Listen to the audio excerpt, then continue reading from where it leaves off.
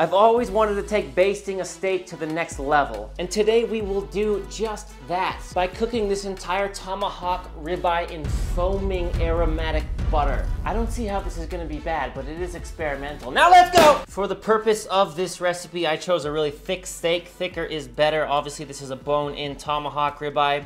Well, needs a bigger bone really, but it is on the bone. And we're doing butter only for this recipe strictly. So first we're gonna brush it with butter. This is just room temperature butter. Get that everywhere on both sides. And this is gonna act like a binder to really help the seasoning stick, which is the next step. Now I'm gonna first hit this with a little bit of my homemade rosemary salt. Awesome homemade seasoning anybody can make. I'll put a link in the corner right now if you wanna learn how to make this. Otherwise, just use whatever you want. You could just use salt. I don't know if you guys know this, but salt and pepper is all you need to make a good piece of meat. Just ask Texas. Get the sides, get the back, get all that. Now calling on a little bit of Master Sergeant Gilbert reporting for duty. That's just black pepper. Oh. And how much you want to put is totally up to you. Got a nice heavy pot on Le Creuset. Not exactly my favorite cookware for searing meat. Some of my favorite cookware, hands down, just not for searing meat. Although they do make pans that are good for that. I want to do everything in one pot to keep it simple. So I'm going to go in with some clarified butter. If you don't know how to make clarified butter, I'll put a little link in the corner. I have a short video on that. You can literally learn how to do it in like, I don't know, 30 or 40 seconds. I'll drop that in fat cap first. Oh yes. The reason I'm searing it first is when you want to baste something properly, you don't want to burn the butter, right? You want to just lightly brown it or brown it. And so I don't think it would get a sear if I only just dropped it into foaming butter. By searing it first, we're going to ensure we get that nice crust and extra flavor on the exterior of the steak. Nice brown fat cap. Now we'll drop the steak.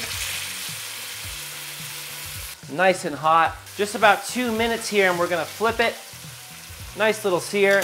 Oh, by the way, I did not mention this in the beginning, maybe only with the text. I pulled this steak because it's so thick out of the fridge for about 45 minutes prior to cooking. Not that it's room temp, it's just not super cold. I'm gonna make a whole video about this whole room temp thing. All these people online telling you to bring something to room temp. They have no idea what they're talking about. All right, another 2 minutes and we're gonna take that out. Now I'm turning the heat down to low and we're going in with a little garlic, and shallots that I just cut in half, like so. We will add in some herbs later on, some hard herbs like sage, rosemary, thyme. Remember, the heat is all the way down back to low right now. If we burn the butter, if we burn anything, we're gonna ruin this whole dish, and we are not about that. What you can do here is just have a little peek, and we're getting a nice golden brown, just about there. Shallots look good. And what we'll do now is just move these to the side a little, like so. Make some room for the steak. Oh boy. Here we go. Half pound, full pound, pound and a half, 2 pounds, 2.5 pounds. I want the steak to be entirely submerged. All right, 3 pounds and we're done. Now, I know what a lot of you are thinking right now, not because I'm psychic, it's more like, it's like a Sherlock Holmes deduction thing. Deduce? Deduce? What does he say? I deduced. I don't know. But you're thinking, what are you gonna do with all that leftover butter? This is crazy. You're not gonna waste it, are you? Guys, who do you think you're dealing with here? No, we're not gonna waste it. In fact, we're only making the butter better. Better butter best. Never let it rest until your butter is your better and your butter is your best. Wait. I don't think that's right. Point is, now we've got beef fat in the butter. Now we got that shallot flavor, the garlic flavor, the herb injection that is coming later. When I'm done making this recipe, I'm gonna strain out all that butter, keep it in my fridge. I'm gonna make roast potatoes. I'm gonna make Yorkshire puddings. That's it. And that's it.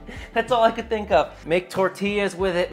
Look, it's fat. You can do anything with fat. Here's a great idea off the top of my head. Make a roux with this butter. You know how much extra flavor you're getting when you make a roux with that butter? From a roux, you can make a bechamel, gravies, all kinds of sauce, right? Okay, you get it. Now, before we move on with the recipe, if you don't have an instant read digital thermometer like this, I would certainly pick one up. I'll drop a link for this one. I prefer Thermopops because this probe section is so thin. A lot of thermometers, this is too thick for me and it leaves these giant holes in the meat. So there's two things I'm looking for with a thermometer. One is that this probe is really thin, and two is that it will give you a basically instant reading on here. Some thermometers take forever for it to get up to the actual temp, meaning you have to hold the thermometer into the hot food longer, which I hate. Thermopop's rule. You know, so this piece of meat, it's about 2.5 inches thick, maybe 2 inches. I left it out like I said, and then we just seared it. So right now it says about 75 degrees inside, right? Totally rare, totally raw. That's what we want. Now, in order for us to do this properly without just making the steak essentially wet, we have to let this butter begin to brown and foam just like you would when you're basting a steak. Huge mistake I see people make when they're basting a steak.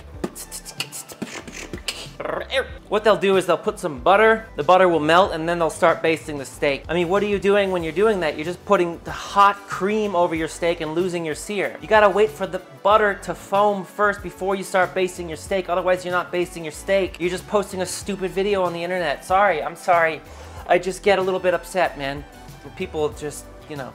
Anyway, we're gonna let that foam, and then we're gonna put the steak in. I've had it on low heat already for about 5 minutes. In fact, I turned it up just to get some heat into it. That's why it's bubbling quite a bit. Otherwise, I'll be here all day if I just keep it on low heat until the butter foams. So I turned it up to high for about 2 minutes. Now I just turned it back down. And I'll just mix it periodically a little bit. Butter is still not foaming. I'm also gonna try to figure out at what temp this butter begins to foam, because if you do this in a pan, as you know, the butter will foam within about a minute, and then you start basting. But because we have so much butter in here, obviously it's gonna take longer. Sitting around 215 degrees currently. Obviously I have an American audience mostly, but I'll be putting Celsius up as you just saw there. So I've got the heat on medium now. Again, this is just me trying to accelerate the process is all it is. There's a change that just happened. This is kind of like making brown butter, like a beurre noisette, as they call it in French. Essentially is what we're doing, except we're gonna drop an entire steak into it.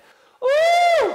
Here we are about 10 minutes into this process. Let's see how the temperature has changed. Let's see when butter foams, right? Cool experiment. We're hitting about 227 right now, 226. All right, here we go, here we go. You see the difference? You see the difference. Now we are gonna turn that heat down.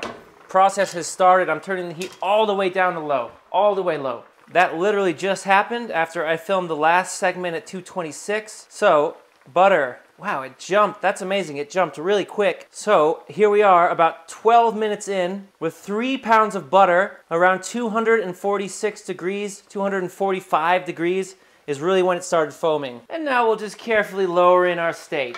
Woohoo!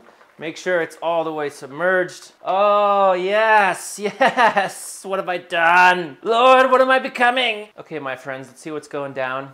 Let's see what kind of temp I'm trying to maintain here. Yeah, right around that foaming temperature, right? Just a little above 240, 241 right now. Anywhere in this range is good. If you see it drop too much, just turn up the heat a little bit. Gets too hot, turn the heat down. If it really gets too hot, take it away from the stove completely. But this is good. Now, the other thing I'm gonna do is just flip this over about every 8 minutes or so. You may think that's unnecessary, but it's always good to keep meat moving. As I've gotten more experience as a cook, as somebody who cooks food all the time, keeping things rolling and moving seems like always a good choice to me. Like the juices are always turning in there. I don't know, I've talked to other chefs about this. Some agree, some disagree.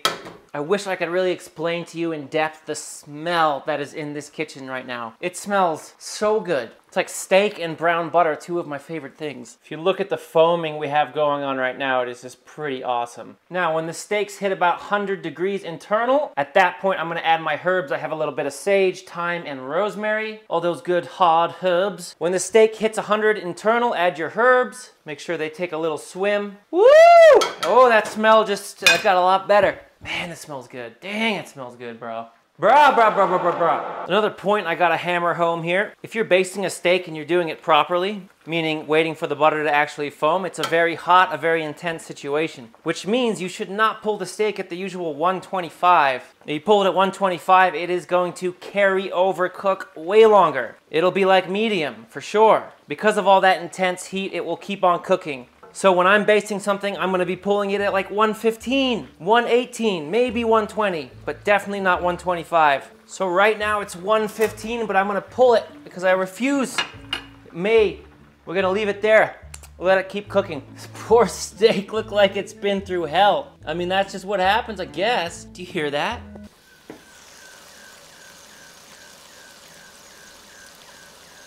The butter sounds like some kind of Star Wars TIE fighter. Now for a second, just look and appreciate this butter with me because I'm actually more excited about having this butter around than the steak. Look at that. I mean, it is beautiful, beautiful, like perfectly brown. Look at those little specks. I mean, this is good stuff. The heat is off as soon as that steak was out. Can you imagine how good this garlic is gonna be right here? Spread on some crackers, have it with some soft cheese. Oh my God.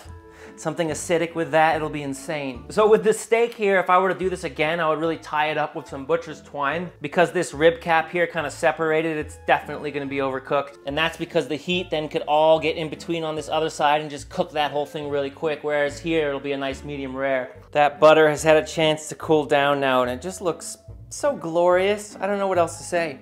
I'm just so happy about this butter.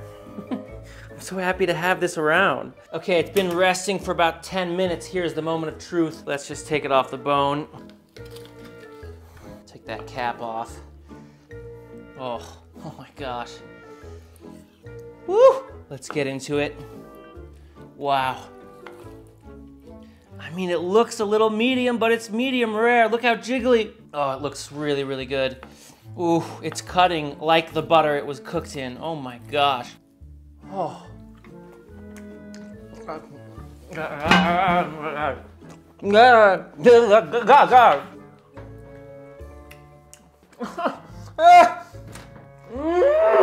This is honestly so good, I think we need to hug it out, fridge. Psych! It's better than I thought it was gonna be. It's phenomenal.